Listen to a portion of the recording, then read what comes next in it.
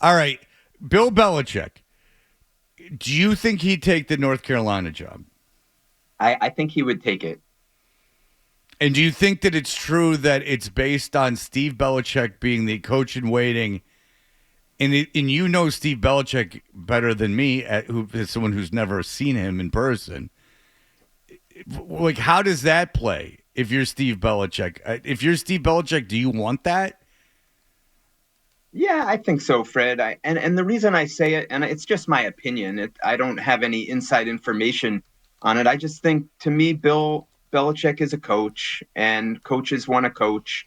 And if the opportunity isn't there in the NFL, and that's the best opportunity, I think he would take it. And an added bonus would be if he can set up his son as a successor and have the time with his son while he's still coaching. That to me would be a win for him. Because he was so absent when he was younger because he was coaching so hard. Now, here's the deal. Is it more of an advantage for Bill to have his son as an heir apparent? Is that attractive to North Carolina? Or is it more of an advantage? Because I think it was Maz talking about this. Or is it more of an advantage of the son having the dad be the coach and take the job?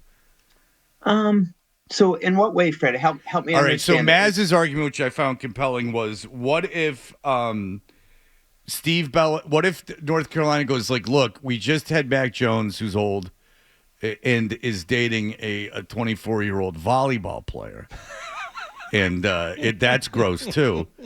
They said, but she is not a philosophy major; she's a math whiz, and he just loved. They met doing number puzzles. crunching, number on the plane. Sudoku on the plane. Sudoku on the plane is how they met. I just tried to make Mike uncomfortable, but Mac Jones seriously is a year older than famous coach, a year older than Bill Belichick. Maybe North Carolina goes, look, well, if we hire Bill Belichick, it's not good long term for our program because he's old. And Bill Belichick can say, well, listen, I'll instill my program, but I have my son, who's a very capable coach, and where is he at? Oregon? Washington. Defensive coordinator at Washington. Defensive coordinator at Washington. So he has got a pedigree. Like, that wouldn't be unheard of the defensive coordinator of Washington getting a head coaching job. But I'll set the program, and my son can take it over, and he'll be your coach for the next 20 years.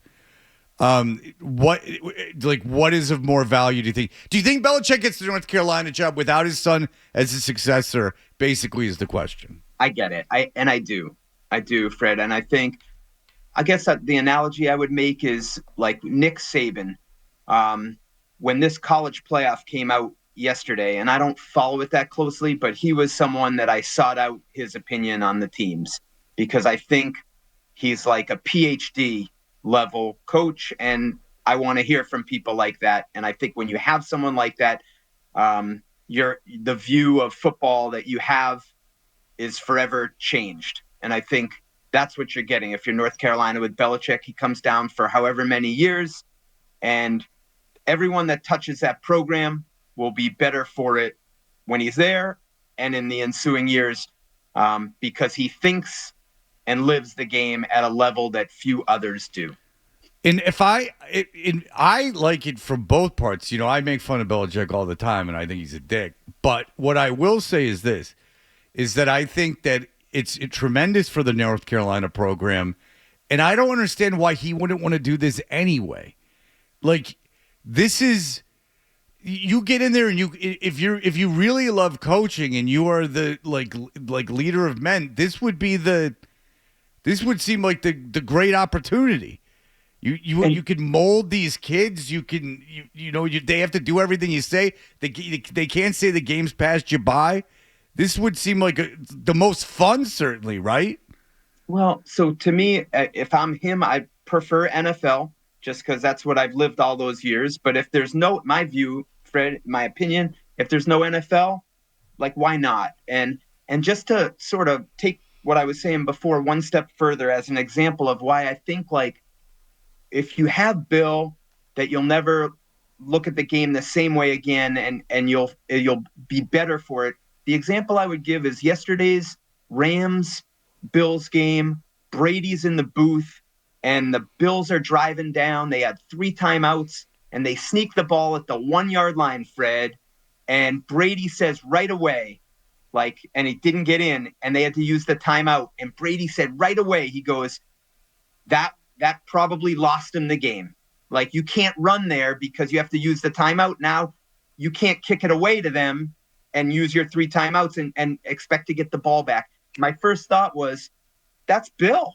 And so that's one example right there where I'm like, Bill Belichick to Tom Brady to the world. And I know maybe I'm giving him too much credit, but I think just to articulate my point. Or common sense. I don't know, though. If it's common sense, why'd they run it? Because they think that Josh Allen is huge and that he'll get it for sure, and that it's worth taking the chance.